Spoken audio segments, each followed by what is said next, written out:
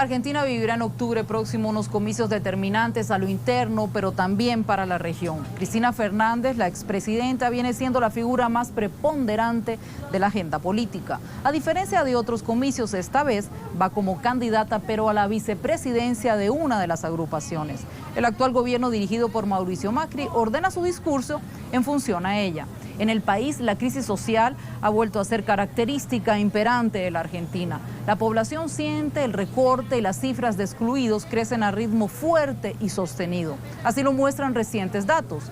¿Quiénes tienen la llave para sacar adelante un país en clara señal de retroceso? Dependiendo de quién gane la contienda de octubre, ¿cómo quedaría el mapa político de América Latina?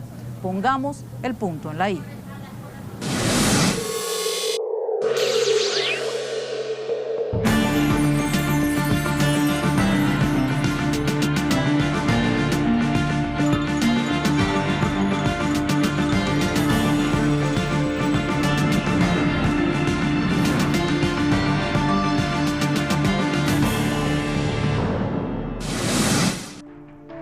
Las elecciones presidenciales de Argentina de 2019 se llevarán a cabo junto a las elecciones legislativas. Los argentinos y argentinas votarán presidente y vicepresidente, 130 diputados, 24 senadores y 43 parlamentarios del Parlasur.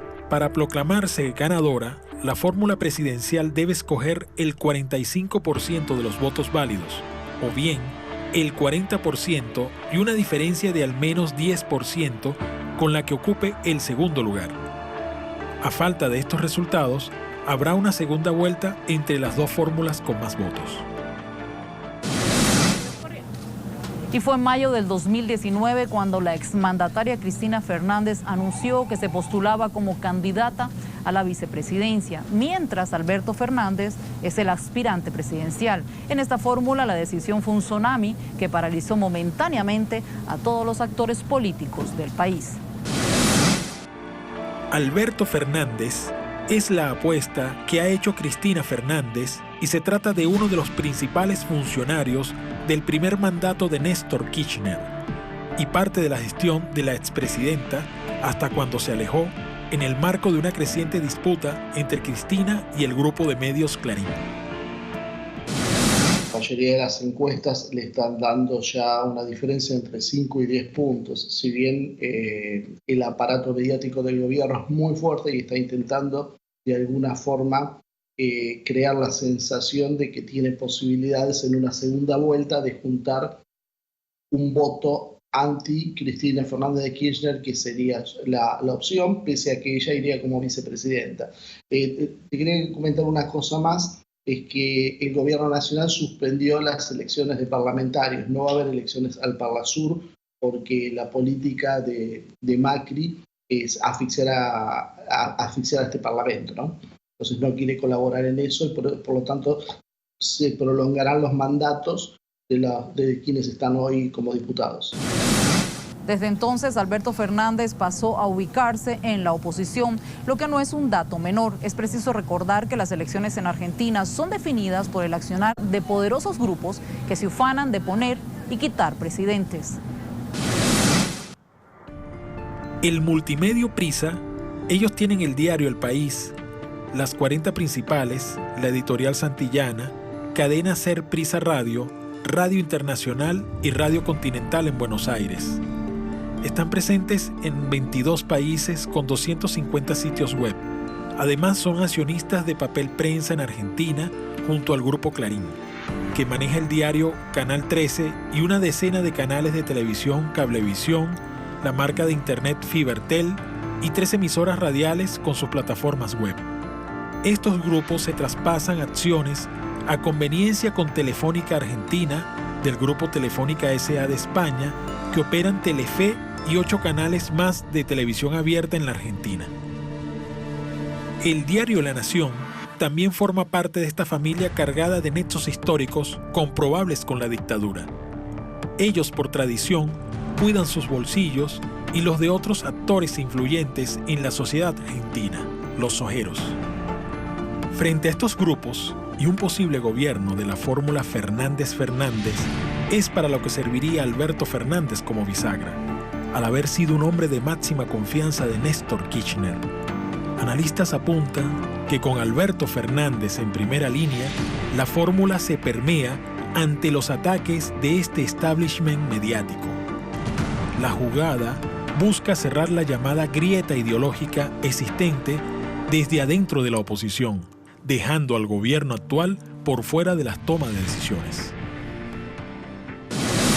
El gobierno tiene ahora más complicaciones para instalar la idea de que un posible regreso de Cristina al poder significaría el caos y la inestabilidad financiera. Son los medios de comunicación quienes ayudan a sostener esa versión, pero esto parece minimizarse por el hecho de que Alberto Fernández tiene una imagen de persona de diálogo y de fuertes lazos con sectores que rechazan la imagen de Cristina Fernández. Apenas conocida la decisión, el jefe de gabinete de Mauricio Macri, Marcos Peña, informó: defendemos el cambio más que nunca.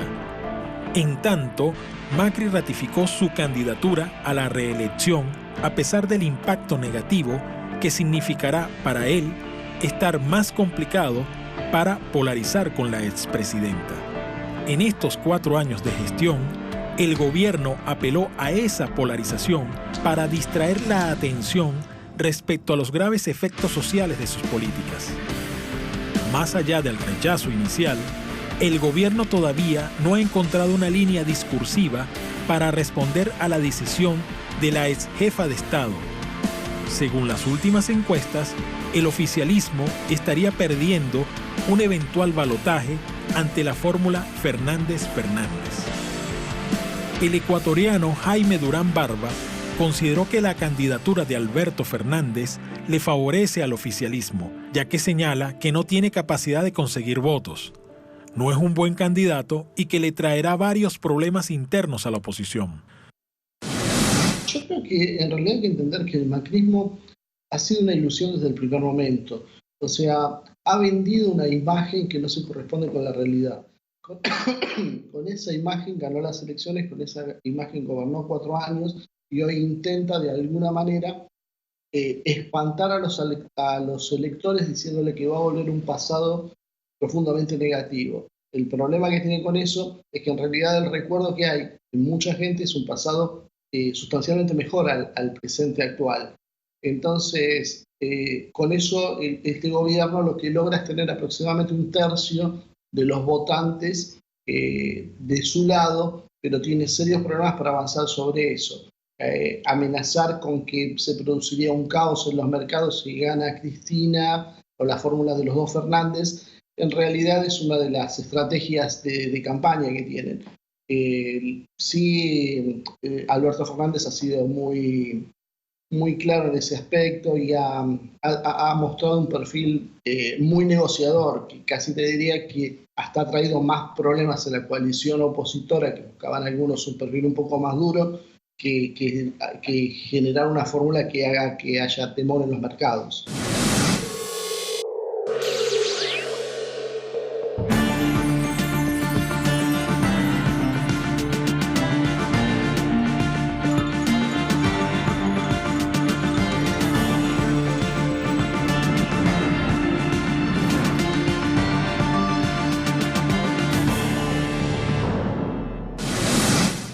Luego de 4 años de gestión, el gobierno de Cambiemos no logró ninguna de sus promesas de campaña. Allí se planteaba la inflación cero, una lluvia de inversiones que llegarían a ese país producto de una supuesta integración al mundo y el funcionamiento independiente del aparato judicial.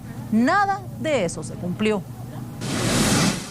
El país presenta niveles de inflación solo comparables con las crisis inflacionarias que vivió ese país a principios de la década del 90. En 2018 tuvo un pico del 47.6% anual. Esa suba estuvo motorizada por las variables, la suba del tipo de cambio y el aumento de tarifas. En síntesis, la inflación acumulada durante los primeros 3 años de la gestión de Cambiemos llega al 106%. La lluvia de inversiones nunca llegó. Al contrario, la recesión y la parálisis productiva es alarmante. El Banco Central mantiene tasas del 70%, con lo que hace inviable la inversión productiva. El congelamiento de la economía es feroz, acompañado de un fuerte endeudamiento externo que ha dejado muy condicionada a la gestión que suceda a Mauricio Macri en la presidencia. Todo hace un cóctel que realmente demuestra que la economía argentina está cayendo en picada. Realmente no conseguimos ni siquiera saber exactamente si llegamos al piso o sigue esto bajando. Estamos hablando de una caída de un PBI en el periodo de gobierno de Macri que va a superar seguramente los 7 puntos, lo cual es una situación realmente muy, muy compleja para la Argentina. La situación que heredamos en algunos aspectos, yo diría casi sí, que podríamos decir que es peor aún que la de los años 90, seguramente. A 3 años, el neoliberalismo ha vuelto a endeudar el país. Nadie, ni de izquierda, ni de derecha, ni de abajo, ni de arriba, puede negar al gobierno que culminó el 9 de diciembre que fue el único gobierno que desendeudó a la Argentina. Por ejemplo, hoy han vuelto en realidad al Fondo Monetario Internacional con un préstamo de 57.700 millones de dólares aproximadamente que convierte a la Argentina una vez más y a los gobiernos de la Argentina en meros gestores de políticas que les son impuestas de afuera, además de tener que devolver el dinero. Reestructuramos también la deuda privada, lo cual nos permitió, reitero, desendeudarnos. Este gobierno ha contraído deuda por más de 140.000 millones de dólares, además de la deuda del Fondo Monetario Internacional. Cristina Fernández triunfó en el año 2007 con el 46% de votos y fue reelecta en el 2011 con un 54%. Una de sus primeras medidas fue la creación del Ministerio de Ciencia y Tecnología e Innovación Productiva. En ese marco creó el programa Raíces, que significó la repatriación para la Argentina de cerca de 1.000 científicos, un hecho inédito para ese país. Durante la primera presidencia de Cristina Fernández de Kirchner, se sancionó la Ley de Servicios de Comunicación Audiovisual, cuyo fin era avanzar en la democratización de la comunicación y garantizar la pluralidad de voces. También se sancionó el matrimonio igualitario. Gracias a esa norma, más de 7.000 parejas del mismo sexo pudieron contraer matrimonio. Luego, llegó la Ley de Identidad de Género, que posibilitó que más de 3.000 personas trans pudieran elegir su nombre y su sexo. En abril de 2010, la exjefa de Estado puso en marcha el plan Conectar Igualdad para que algunos docentes y alumnos cuenten con una netbook. En total, se distribuyeron casi 5.000 millones de computadoras. Fernández de Kirchner estatizó el sistema jubilatorio y de pensiones, lo que posibilitó que los 90.000 millones de pesos de los trabajadores pasen a manos del Estado. En materia de salud, Argentina en su gestión disminuyó la mortalidad materno-infantil del 4.4% al 3.2%. En materia laboral, se aprobaron casi 30 leyes laborales en favor de los trabajadores. En materia de infraestructura, se destacó el lanzamiento del satélite nacional ARSAT-1. En el plano internacional, consolidó la integración regional con los países miembros de América Latina, con la participación activa y sostenida en las cumbres presidenciales del Mercosur, a las que se sumaron espacios como la UNASUR. En general, el tema de la ley audiovisual no pudo ser implementado. Primero, porque el grupo más poderoso, que es el grupo Clarín, consiguió, a merced de apelaciones judiciales, que lo sustancial de la ley en realidad no se pueda poner en marcha nunca. A partir de ahí se mostró inefectiva como una estrategia de como una estrategia política para poder fracturar el monopolio mediático. Con respecto al el tema de la ley de matrimonio igualitario, yo creo que está trayendo muchas controversias. En su momento fue una ley que obedeció, yo creo que más a, ¿cómo podemos explicarlo? Casi como diríamos como una moda que se estaba extendiendo en todo lo que es Occidente, donde la izquierda empieza a abandonar lo que son los conceptos más fuertes, sobre todo lo relacionado a la lucha de clases y al tema de un mejor reparto de la plusvalía, el control de los medios de producción, y comienza a dejar esos derechos sociales y los empieza a reemplazar por derechos individuales. Ahí empieza a tomar esas banderas. El tema es que se ha ido profundizando en esa política y está generando una tensión interna dentro de la sociedad que hoy está dividiendo el campo popular, lo cual yo creo que debería ser tratada con sumo cuidado, porque a veces se trasladan ideologías que son europeas y que no son las más propias de los pueblos latinoamericanos. En la Argentina de 2015, la propuesta de Cambiemos habría logrado ser mayoritaria tras un ajustado triunfo sobre el candidato Daniel Scioli. En ese entonces se logró satanizar y construir la idea de que si continuaban las políticas de Cristina Kirchner, el país iría a un caos social y que se mantendría toda la estructura de supuesta corrupción. Sin embargo, fue todo lo contrario. Con Mauricio Macri en el poder, quedó más evidenciada que nunca la utilización del Poder Judicial como herramienta política. Muchas de las investigaciones que se siguen a exfuncionarios kirchneristas están viciadas y responden a fines políticos del oficialismo. La idea instaurada de la lucha contra la supuesta corrupción se combinó con un desgaste importante luego de 12 años de gobierno kirchnerista.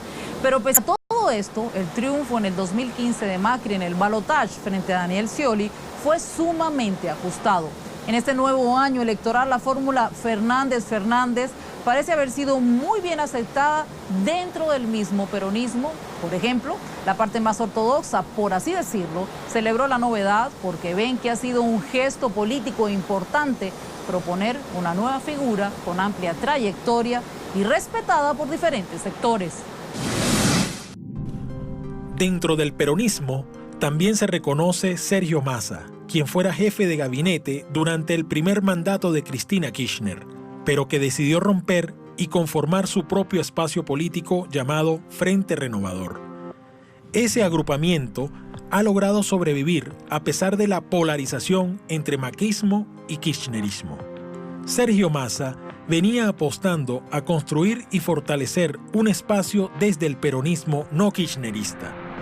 Sin embargo, la candidatura de Alberto Fernández reorientó su estrategia. Anunció que comenzaría a hacer nuevos llamados a la unidad de todos los sectores que quieran derrotar al macrismo. De esa manera, llegó a un acuerdo con Unidad Ciudadana, la fuerza política que lidera la exmandataria. La fórmula también recibió el apoyo de parte de los gobernadores provinciales que responden al peronismo. También de los intendentes del cordón poblacional que bordea a la ciudad de Buenos Aires y que equivale a una amplia franja electoral del país.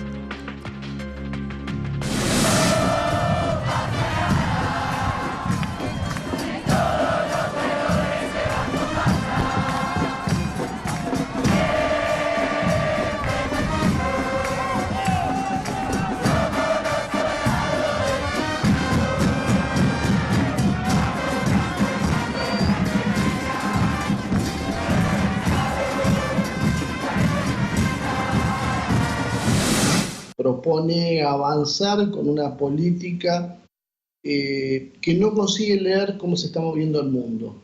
Lo que Macri intenta es hacer un modelo que por ahí podría haber sido viable en la década del 90, o sea, viable.